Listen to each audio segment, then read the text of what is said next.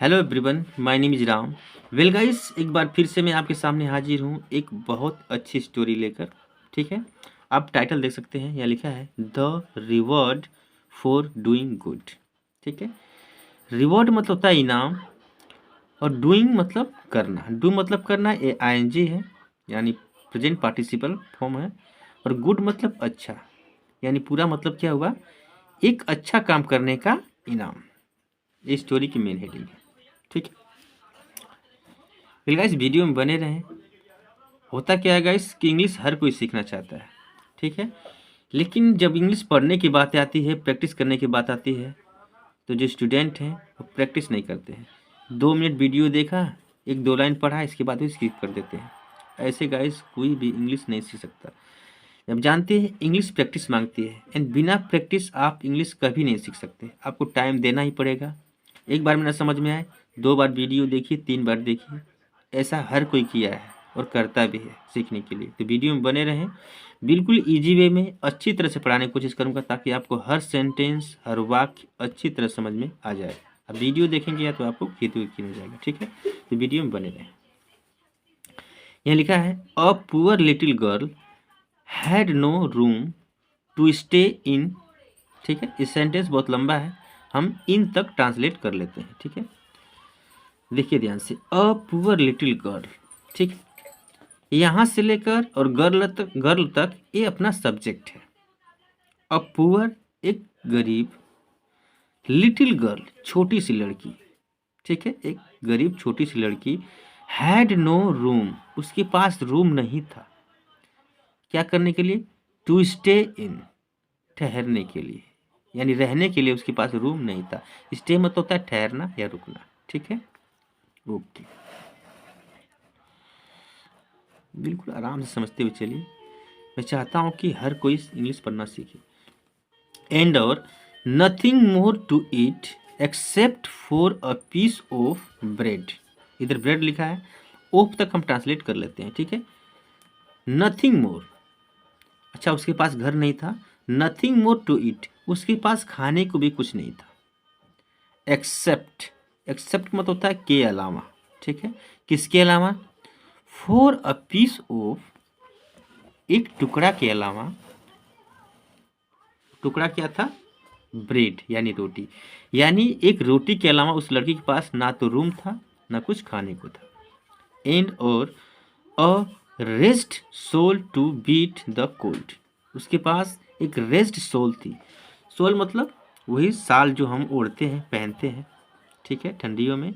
Rest मतलब होता है बिल्कुल चिथड़ा हो जाना, यानी फटी हुई साल थी उसके पास। ठीक है, रेस्ट सोल थी। टू बीट द कोल्ड, यानी ठंडी को मारने के लिए। बीट मतलब होता है मारना, यानी ठंडी को रोकने के लिए उसके पास एक फटी हुई साल थी। ओके, वन डे, एक दिन, she met an old man, एक दिन वह एक बूढ़े आदमी से मिली। Begging for arms. ठीक है, बेगिंग मतलब होता है भीख मांगना। वह एक आदमी से मिली जो भीख मांग रहा था। बेगिंग फॉर आर्म्स, वो भीख मांग रहा था।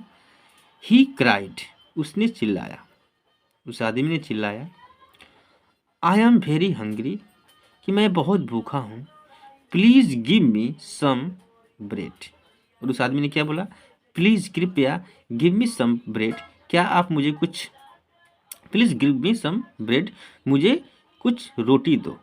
ठीक है, the little girl immediately gave her bread and walked ahead.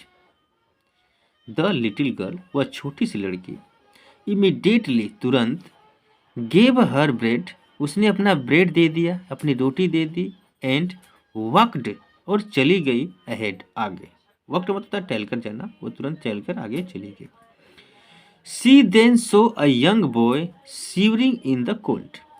ठीक है, इसके बाद क्या हुआ? सी देन, देन मतलब तब, उसने देखा तब, जब वो आगे गई उसने देखा तब, अ यंग बॉय, कि एक जवान लड़का, शिवरिंग, वो कांप रहा था। शिवर एक वर्ब होता है जिसका मतलब होता है कांपना। वह कांप रहा था कहाँ? इन द कोल्ड, ठंडियों में। ठीक है, could you give me something to keep me warm. ठीक है, उस लड़के ने क्या बोला?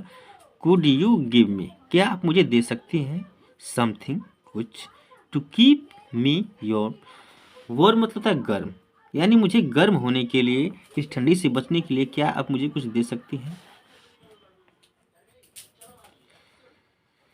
कीप मतलब होता है रखना भी ना। ही आस्क्ड, उस लड़के ने ऐसा पूछा उस लड़की से। The little girl had no choice, उस लड़की के पास कोई चॉइस नहीं थी, ठीक है, उस लड़की के पास कुछ भी नहीं था कहने का मतलब देने के लिए। बट अब मैं जूम कर लेता हूँ थोड़ा सा, जस्ट